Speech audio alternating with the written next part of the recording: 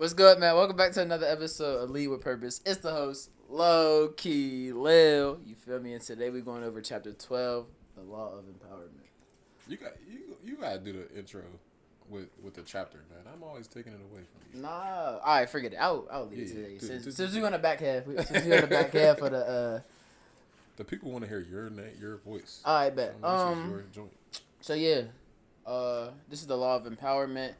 Just a little backstory on it. So it talks about how the owners of Ford, the motor company, everybody knows Ford, like they were real resistant to change. They basically came out with a car model. It was like a Model T, I believe. Model T. It was a Model T, and it was going good. Model T. It was going great. They were having sales, but then like other companies and stuff like that started to adapt, started to change. And Mr. Ford himself was not really looking forward to the change. He wanted to stick with the Model T. People in the building were coming up to him and saying, like, yo, we got this idea, different type of car, this, that, and the third.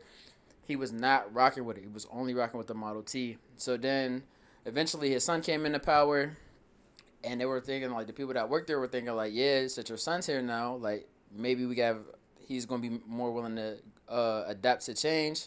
He wasn't willing to adapt to change, and somebody else came in, and he wasn't looking to change either. So long story short, it was basically saying, like, you can't just be resistant to change, number one. Mm-hmm. And like when things are changing around you have to be able to adapt.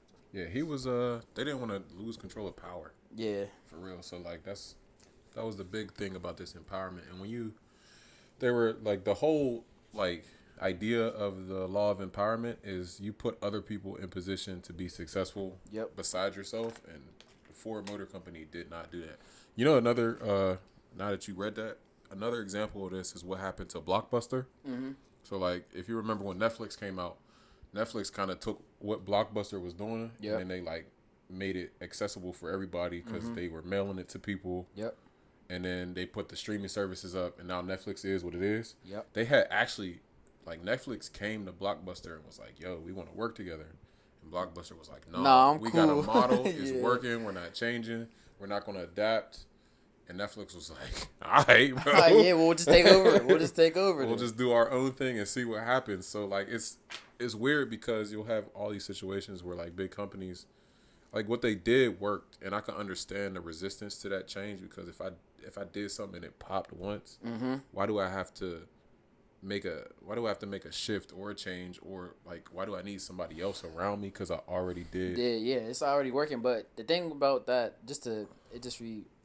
popped this in my head was they were losing like $1 million like every day, like in revenue. Like their stocks were failing, like everything was failing, and he was still stuck in his old ways for whatever reason because like what worked in the past wasn't working anymore, and he just wasn't used to that. I guess that's like a stop sign that you can see. Like, if you're a leader and you start seeing, like, everything around you crumbling. Yeah. It's like it's time to do something. So it's time to make a change. But, so, in order to keep this chapter rolling, we are going to go through the barriers to empowerment. So, empowerment is just really what they talked about is making other people around you, like, sharing information, sharing knowledge, sharing skills, sharing leadership, so that they can also be a person that, like, gets to a point where they can become great leaders, or it is your ability to adapt. Like if you have good people in your team, like we talked about the inner circle, like if you have good people in your inner circle, it's not so much you telling them what to do. You're listening to your inner circle and bringing in ideas, and you're giving them power and autonomy to make their own decisions or bring an idea into the group. So if you do that, it actually makes the group stronger. And they're saying like sometimes people are resistant to these things because of these three barriers. All right, you got number one, yo. I'm telling you. All right, so number one, the barrier of empowerment, the desire for your job security. Okay. So what this one was basically talking about was basically saying like people are so like if I do my job really well, I don't want to have anybody teach anybody my skills because they might take my job. And what it was basically saying in the chapter is it's not necessarily you become more valuable to your job when you're teaching people how to do your job well. Because if you could teach people that, then you are basically enabling the company to continue to move forward as like people change positions, as people phase out, and as you move up. When somebody step into your position that you once had, they already know what to do because you equipped them with the skills to do it. Yeah. So that is why it's important to pass down those type of skills and everything like that. It's not so much about somebody's going to take your job, because people fear, like, if I teach you this, you're going to end up taking my job. Like, they don't need me if I teach you. Yeah. And it's not really that is what they're saying. It's more so of you're adding so much value to the company, because once you move up in position, you teach other people. You teach other people what you already learned. So when they come into that, the next person comes into that role, they're not behind the 8 ball trying to catch up and learn everything that you once learned and something that you once. I guess a better question now is, like, when we go through each of these barriers, do you agree with it? I agree that people? I agree because wait. 2 questions. Do you agree with the fact that some people, their barriers to relinquish power or to empower others is because of they don't want to lose their position? Do you agree with that? Do I agree with that? Yeah. Okay. So now, do you agree with the argument in the chapter that if you empower others, it doesn't really hurt you, or like it doesn't hurt your position? Yeah, I think I want to say kinda, because I feel like it can hurt your position if you're empowering other people, but you're not holding up your end of your bargain on your job. So like, if you're empowering somebody else and they become way better than what you once were, then yeah, you're putting yourself behind the 8 ball. But if you're empowering somebody and you also are continuing to do what you do great at your job, which is why you had your job, then I don't see any issue with it, because you can't be replaced. Because you're the best at what you do. Somebody that's coming up behind you, they might do something better than you, but they're not better than you overall. Try. Yeah, or they could try to, but you still have the ultimate skills to do the job. That's big in, because my 2 professions, that's huge in, like, teaching and coaching. Mm-hmm. It's crazy how much ideas are actually, the higher you go up, it's crazy how much ideas are shared and copied. Mm-hmm. But then when you come to like lower levels, it seems like everybody got like these closed gates on what everybody's doing and everything. But if you have a conversation with people and you're like, yo, I saw that you guys did this scheme in the red zone. Like, how do you do that? Man, college coaches be like, what? That's the first thing we put in. Yeah, that's the first thing That's the first play we put in on first day of camp. Here's how it is. Here's what the call is. Here's the details of it. There you go. Like, yeah. I talked to, he was an offensive analyst for Virginia Tech. His name was Jeff Carpenter. Mm-hmm. Coach Carpenter came, and I was like, I met him at a conference, and I was just like, bro, can I just, have a Zoom meeting with you? He was like, yeah, what's the topic? I'm like, I want to do like red zone, and then I want to do, I think it was like trick plays or something like that we did. But anyway, the red zone was like the main focus, and he was just, man, he came in, he gave me my favorite play in the red zone. But he was like, yeah, we do this day one. Here's how it should be run. This is the different formations we do it out of. Showed me the film, like shared the film with me. And so it was like, but then when you go to a lower level, like not even a lower level, when you try to do it with a coach that's around, they're like, I mean, we could possibly, maybe, I don't know. But it's a fair type of thing. I feel like it's fair because like, then it's like your team could become better than theirs, that type of thing. You might teach it better, whatever the case may be. So I feel like it goes kind of into, I feel like, yeah, it's a barrier for sure. It is a barrier. I mean, I don't think I'm personally afraid of it. Yeah, I'm not. But I can see why somebody else would be. Mm-hmm. All right. Number 2 is, like I said multiple times in the beginning, is resistance to change. Like, we are in a world now where things are changing around us very quickly. Extra fast. And if you are stuck in your old ways, you are going to get left behind, and you're going to blink and wonder what happened. The customers you once had, the business you once had that was once successful will no longer be, because things are changing. Like, look, for example, AI. Like, for example, like in my job, like I work in advertising and everything like that. And people are scared that AI will like take over the jobs. And I don't think. I think AI is a key to what we do, because like makes you more efficient and everything. It makes you more efficient. It cuts down on the time and the projects, but it also allows you to bounce your ideas that you once have that, maybe a team, like maybe you're on my team and you don't see the things that I see, but I could have a conversation with AI and we could make up a plan, and I could bring it to my team, and like, okay, well, look, this is what I'm thinking. This is what I would do. This is how I would, I thought go about doing it. And they would be like, oh, yeah, that's great. Like, Well, where'd you come up with that? Like, I feel like if we're not using it, like, what are we doing? I thought it was weird that I be having, like, I talk and text with AI and stuff like I'm texting a person. Yes. So like if I'll have like an open conversation with But I'm saying this AI it's thing. there for us to use, and people are scared like it's going to take over jobs, whatever the case may be. It is going to take over some. It's going to take over some, but it's also going to create some as well, because guess what? Somebody has to be running the AI machine. Like, somebody has to put it together. So like, whatever field you're in, if you're in that field, I feel like the only way to not have your job be taken by it is to use it the correct way and use it as a resource. But all major technology, I don't think we've seen anything like AI yet, but all major technologies for the most part have had some type of, like, everybody's been scared of it, and then it happens, and then it comes, and then we're like, oh, we just adapted, and then like we're cool. So It's just like anything else. But I just feel like if you're going to be resistant to something that the whole world is seeing as a benefit, and you're saying why it's not so great, like the world already sees it as a plus, and you're the only one in the world that sees it as a minus. Like, you're going to get left. Like, you're going to get left, and then by the time there's going to be an AI 2, 3, and 4, you're going to be like, oh snap. yeah, I'm starting to open and use it. You know what's crazy is one of the barriers of empowerment, resistant to change. I see this a lot in education. Like, schools are like not, bro. They do not move. And I thought COVID was like the point where everybody was like, all right, cool. Like, COVID hit. We have to pivot. We know how to do this online thing now. Schools should like catch up technology wise and like teaching wise, because everybody's like, it seems like kids are like have less attention and like aren't as smart as they used to. But I think they're actually more smart. Like, I think the old way of doing teaching is just not. It's phasing out. It can't sustain itself with the new age of people that's coming. Just think about this, like, right? Just think about this, right? So look, let me tell you. Let me tell you. Look, right? So at the beginning of school, right? Yo. Boys used to have chalkboards. Yes. They came in and said, "Yo, forget all that loud noise that on the chalkboard. All in my lungs. You know I got asthma. We gonna put whiteboards in." Yeah. Then boys said, "Oh no, forget whiteboards. We got projectors." Yeah. So now it's that's what I'm saying. Like, everything changes. You know what's funny? At the beginning of the school year, the old teacher that left me the room, she had like, there was like 2 or 3 projectors in the back room.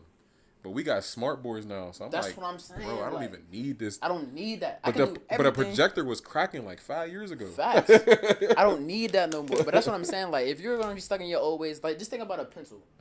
People don't even use pencils no more. Like, cursive writing, I don't even think they teach that. I do cursive writing in my class. I'm saying, oh, you do it in your class? But I'm saying schools don't even teach it. Do y'all teach like how to read a clock? Yeah. Okay, well, some schools don't even teach that no more, don't. because like everything's digital. Yeah. But I'm saying, like, if you're gonna be stuck in your old ways, you're gonna get left behind. Is the point? Like, there's definitely points in the class, like, if we go over something or we do something, and a kid questions me like, "Yo, why are we doing this, Mr. Brett?" Like, it doesn't. I honestly be like, we are simply learning from the past. Yeah. Because for real, there's some stuff. No, I'm telling them, like, we're learning from the past so that we don't repeat mistakes, and we can learn from what they did so that we can improve the next invention. So like when you say that, like learning how to read a clock, that's like what people did. So we learn from how people were like doing reading it the clock, before, yeah, doing time and everything. So now, like, how can we use digital clocks, or what's the next invention that can be better than that? So like everything, and then things aren't like, they're just reinvented. Like, change, they said, and I underline this, change is the price of progress. So literally, if something's going to progress forward, something has to change. It has and to. That's even like for your life too. Like, if you want to be a different person than what you are, the price is you changing. If you want to progress to the next phase in your life, whether that's opening a business, whether that's getting back in shape, whether that's a new position or a role, a piece of paper that says you're the new leader or you're the new whatever position is not going to change that. It's literally going to be, you got to change something about yourself, whether it's, I don't know, getting up early, whether it's doing extra, being disciplined, doing extra, changing a habit. Like, that's the price of it. Like, you have to, something has to give. Like, there has to be a sacrifice. One of the coaches on my staff, like, one of his favorite things to say is, like, what are you, like, something, what is your favorite, not favorite, but like, what are you going to sacrifice? There has to There be a has sacrifice. to be a sacrifice. So change, like I think change is good. I resist it sometimes, just like everybody else. Yeah. But once I feel myself resisting a change, I'm like, hold up. Yeah. Like, why am I resisting this? And is there like something that I'm like holding back against or whatever? So like this school year, like my classroom is going to look completely different. Now I only did this change for ELA because it takes a lot of time to put in the work to do like it. get the operating system up with all the videos and all the worksheets and the downloading and all and making everything digital. That takes a lot of time, so I only did it for ELA. But like if it pops the way, not even pops, I just needed to catch fire with like 4 of my kids. And you're good. But I think I think a lot of families, I'm not even gonna say 4. I'm gonna up it. If I can say I got 25 in my class this year, if it cracks with 20 kids, you're good. Because there's going to be somebody who's going to resist it. There's somebody. Of course. There's somebody going to say like, "Yo, I don't know what this is. This is not working." But anyway, this chapter actually. So that was cool. Barrier number 3 and the last one is It's funny because we said we was going. This was a good chapter. Yeah, facts. Barrier number 3 is lack of self-worth, and I just think like just being self-conscious, just not believing in yourself is also like the quote at the beginning is hilarious. Murphy's 12th law states that you can't lead a cavalry charge if you think you look funny on a horse. yeah, facts. So yeah, like if you're always worried about what people think, why they think that, if you look weird, like whatever the case may be, like you're questioning your self-worth and why you should do it. Like you always say about this, like the podcast, like people could look at us and be like, man, they're only getting a couple views on this and they keep pushing it out. Like, what are they doing? They look weird. The whole time we having a great time. It's a time that we get to bond. It's a time that we get to talk about a book that we're going to finish. We set a limit on it, goal on it, and when we're going to finish it by, and we're pushing to that. So like, yeah, we're really just chopping it up about life. Yeah, for real, and it's on some like, no matter what people say, like we didn't do it for the like we wasn't trying to do, like we was just something that I brought an idea to you and we got up off the ground and got running with it. Yeah, so. you definitely felt weird first, but like. That self-worth thing, you like after we started, I was like, oh, it's cool. Like, you feel me? Like, yeah, it's regular. So, yeah. We probably got to, work on some stuff. Like, I don't be looking at the camera. What's up, y'all? So that's something that we could change and be better. Like, we got to get on our P's and Q's. Our NFL Sunday where they be talking to the camera. Get some better camera, better boys. equipment and everything. But you feel me? We making it work. But that self-conscious thing, man, sometimes it does hit me. That self-worth. Because when we answer we're going to answer the questions. Yeah. So anyway. We better dive right into the question. So Number two, which of the 3 barriers to empowerment is the most prevalent in your profession or area of service? Give examples. So mine was self-worth. And the reason being is because I don't really resist change that much. And I don't care about sharing knowledge and information for my position. Because I feel like, shoot, I'm just anybody, like not anybody, but like there's enough to go. Like I feel like there's enough to go around. Like there's even if there is 100 personal trainers, there can be 101. Like there's going to be more people that need training. If there's 100 chefs, there can be 101. So I'm a person that really does believe that there's enough out here for everybody. Enough money, status, power, whatever you want to get into. There's enough.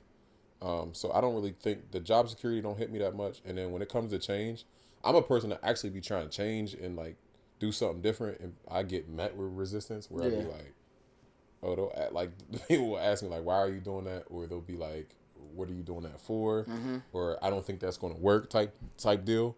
And my mind is already going to like the 4th, 5th thing, but I got to be patient because I know people are resistant. So I got to gradually get them into, yo, we could do this, or I got to gradually bring my idea out to the front. Like, I'll have like 4 or 5 things that I want to say or do, but I'll only release one of them to whoever I'm like communicating with because I know they wouldn't be able to handle that much change. You know what I mean? Because sometimes it'll be like a complete overhaul, and I'll be like, yo, we can just, you feel me? Like, we could just scrap this whole thing and go about it. But and then sometimes it's good to have somebody in your corner that's gonna be like, yo, no, you're tripping. You're tripping. Like, bring it back. But that self-worth thing, like, like I don't know. I really have to tell myself sometimes like, nah, you're cool. Like you did it. Cause some of the times when I'm in the positions that I'm in, Mm-hmm. I'll be feeling like, what is it called, the imposter syndrome? Yeah. Like I got there on some, By accident. A yeah, like mistake. on some accident thing, but there's so many other uh like indications that I'm supposed to be where Where I'm I'm at, supposed to be. Yeah. and I think a little bit of it is good.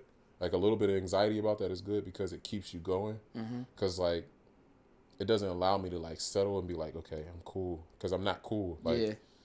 so, there's a level of like that self consciousness or that self worth that you have to have, but too much of it can be detrimental. And I'm telling you, I'm working on it. Like telling myself like, no, you put the hours in, Yeah. you put the work in. You may not have done what other people that are in this position have done, Mm-hmm. but look at the body of work that you did come up with that are like, you're supposed to be a coach, you're Yeah. supposed to be a teacher, you're supposed to be a husband, a dad, a brother, a cousin, you know what I'm saying, a son. Like you're supposed to be in these positions. Mm-hmm. Even to the point where like, bro, I was riding in my car, I was like, yo, am I like, this is like, who am I to be riding this car? Like, it be sometimes, bro, I gotta check myself because it be deep. Like, yo, who am I to even be having this car? And it's like, no, like you worked for You this. work for it. Yeah. Like you had the money saved up for this. You had the credit score that was good. Like this, Mm-hmm. it's no accident that you're in these positions or you have what you have. Mm-hmm. Now, is it a little bit of it is faith, a little bit of it is blessing and prayer, Mm-hmm. but a lot of it is just the work that you put in, bro. Yeah, So like, facts. it's that one is hard for sure. And I'm constantly working on it and telling myself, like, even when I get up in the morning or before I go to school, like before the school year, I get dumb anxious. Like that night before, I get like, I be like, yo, Yeah, I gotta I'm go about to go teach. teach somebody's kid. Like, who am I to be teaching somebody's kid? But I put the work in. Like, I'm not, you feel me? Yeah. So, that self-worth thing it's a big one. It's definitely one of my biggest barriers to empowerment. But I don't think that stops me from going. Like, it's just that little bit of fear that keeps me on my toes, Yeah. and then I'm able to push through it. So, you know what I mean? But it's definitely huge for me. What's yours? I feel like I talked for a long time with that one. I don't really think any of these barriers really apply to me. And I'm not saying like, oh, I'm just so big and strong, so big man. But like, number one, like for my job, like I'm new in my job, so like job security, like I'm entry level, so I don't really like it's not. I mean, it's cool, but I'm not really phased by that. My job requires me to change every day, like with social media and the AI stuff. Like my job requires me to change. Like we're stuck in the old ways. Like Your generation actually, like, yeah, like yeah, I feel you're like still a millennial, aren't you? yeah. You're on the tail end of the or Gen millennials, is that? No, I'm Gen Z. but you're like at the end. Yeah. Yeah, all right. Yeah, go ahead. But yeah, so like my job requires me to change, so I'm not resistant to change. I'm more open to change. Yeah.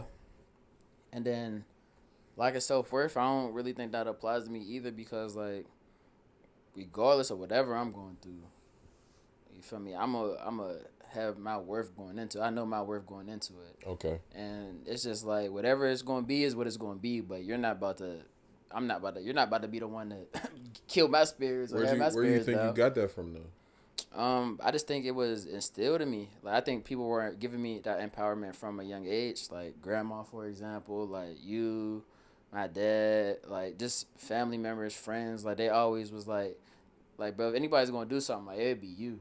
I think that's what keep me going and like silences some of the demons and like, words sometimes. Like when it comes to that self-worth and self-consciousness, is that like I had people that was telling me like they told me like hey, man, if anybody's gonna do anything, it'd be you. So like my self-worth, I always know what it is going in, and I'm gonna take that with me. Like regardless if I don't have a job or you feel me, everything's changing around me. I know at the end of the day, if I go into my book bag, I got my self-worth with me, and we gonna hold our chin high, we gonna stick our chest out, and we gonna keep it moving. There's definitely been a couple of times where people have been like, yo, like if anybody was gonna do it, Lil was gonna do it, or you feel me? oh, like, Lil's doing that? Oh no, what was hey, if he's doing it, man, he gonna figure it out. Like so, and I feel like people just like even like the small little things like that. Like yeah, like Lil got it. He'll figure. He gonna be cool. Like that stuff is like my self-worth high. head Yeah. up, chest out, and we gonna keep it checking. Like, Do you ever get them thoughts? sometimes I think of like, man, like, can I do it? Should I be doing this? I mean, I feel like that's just a human nature type of thing. Yeah. But then once, I actually like invest myself and my time into it, it's like, man, I'm doing this. This is light work. I'll figure it out. That's sometimes where and we go back to like process and everything. That's sometimes where it happens. Like that self-worth thing, it'll spark me to like work a little bit harder or a little bit longer or something. And in those wee hours of the morning or like when you're grinding at something, you be like, man, I got this. I noticed like I can do this got for real. this. Like So okay. So okay, that's okay. that would be that's how I would answer those. We're gonna answer number 4. How has a leader empowered you in the past? What was the results? So I feel like I kind of hit on this. I'll go first on this one. Yeah, like I said, like family that instilled me with the like all that type of stuff, or just even just with the confidence, or even like if I lost a game or something or whatever the case, didn't play good, people always told me, hold your head high, chest out, and you gonna walk off this court or we're gonna walk off this field with your head high, with your chest out, and knowing that, hey, we didn't win, whatever the case may be, but you're all right. Like, we're gonna get through this.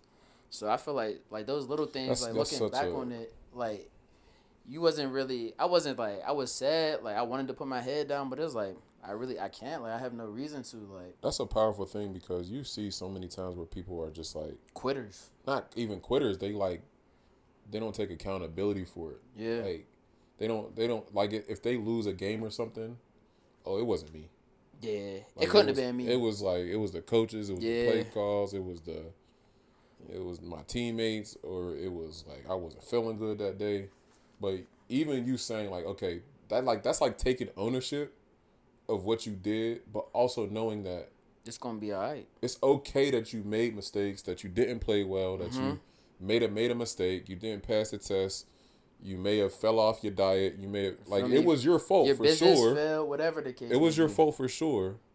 But hey, bro, you're going to be okay. Right. And I learned something from it, and I'm gonna hold my head high, and we're gonna figure this joint out. It'd be like, bro, you just made you're cool. You just made a mistake. So just don't do learn from it. So yeah, I think I say my childhood for sure. Like I don't think there has ever been a time that I mentioned anything to anybody and they was just like, nah, bro, don't do that. Even if it's something wild, like I'd be like, yeah, I think I want to do this. They'd be like, okay, well, how you want to go about doing it? It's never on some, nah, bro, don't do that. I don't think, anybody. I think our family was pretty, but our family was pretty like everybody that even had an idea, we knew that they had the potential to do it. It was never on some like don't do that or you shouldn't do that. It was always a matter of how and when. Yeah, how and when, or like what do you need help with, type of thing. But I think that's a testament to like our family for sure because I know that's not everybody. Yeah, facts. And that's not everywhere. Just think about what the conversation that we had a couple of days ago about the idea about, I ain't gonna blow up your spot about what's coming up, but just how that even came about. And you was just on something, like I want to do this, but I don't want to do that. And I'm like, well, if you just combine the two, like you got a little bit of both. He like, oh, hold up. Right. So it was never like, nah, that's stupid. Yeah, that's dumb. Like, don't do that. It was on some, all right, well, if you want to do that, let me help. Where can I help you at? Or how can I help you? And then like the ideas start to flow from like, okay, somebody saw what I can do, and then now I can start. How can I do it? Yeah, now it's like, oh, but if you could do this, you can do 1, 2, 3, 4, and 5 afterwards. Like once you get it up and running. So that's a testament to our family for sure because I don't remember a point in my childhood if I tried something or wanted to do something, or somebody was like, even like when it came to money, and we didn't have like crazy money growing up, but like even when it came to money. Or like buying something, my mom really never said like outright no, unless it was like something dumb, like don't get that candy bar, or something stupid. But if you really wanted to buy something, it was more of like how. Yeah. And then once you figure out how, you can set a timeline of when I'm gonna get it. And sometimes you gotta wait. Like sometimes I need to. You might not get it that, but you might have had it by Christmas though. Sometimes I need to wait until Grandma pull one of them loose fives out of there. And hand it to me, yo. So that's for sure. That's for sure. But I think we kind of hit on both. Yeah, that's the two questions. Was there any professional ways? Professional, I just think I wouldn't even say professional. I would just say like even when I graduated high school, my one teacher, Mr. Stapleton, I'll never forget. He's goofy as all heck, but Shout out, Mr. good Stapleton. dude. Mr. Stapleton, he was like, man, Khalil, like, I don't care what you do, man, you're gonna be successful. Like, you shouldn't have to pay for college. Like, like whatever you do, you're gonna be successful. And like I was one of the only black kids in Syria at this point in time. And it was a religion class at that. Like I was in this class, but like I wasn't Catholic, but I would still show up, and just I would try, to pay attention. And he was just like, man, I see you in the classroom. I see how you do. I see how you carry yourself. Like whatever you do, like you're gonna be successful. And he used to say that to me every single time he see me. If I was in his class, if I wasn't, he used to always say that, like, yeah, man, like, you're going to be successful. You're going to be successful. So, like, even, like, stuff like that, when people see something, see that value in you and like, empower you that way, it's just like, you know what? Like, yeah, I appreciate that's crazy. that. It comes from those, like, little micro conversations and, like, comments that you have. Those random one-off joints that Yeah, like, you can pull back to where people are like, nah, like, you're going to be supposed that. to, Yeah. you need to, or I trust that you're going to be successful. I can't tell you how many conversations I had like that. Or, like, if I was telling my friends something and they'd be like, nah, bro, like, out of anybody, like, it's supposed to be you. So, like, it's crazy that we live different lives, but we still got that same experience where it'd be small stuff.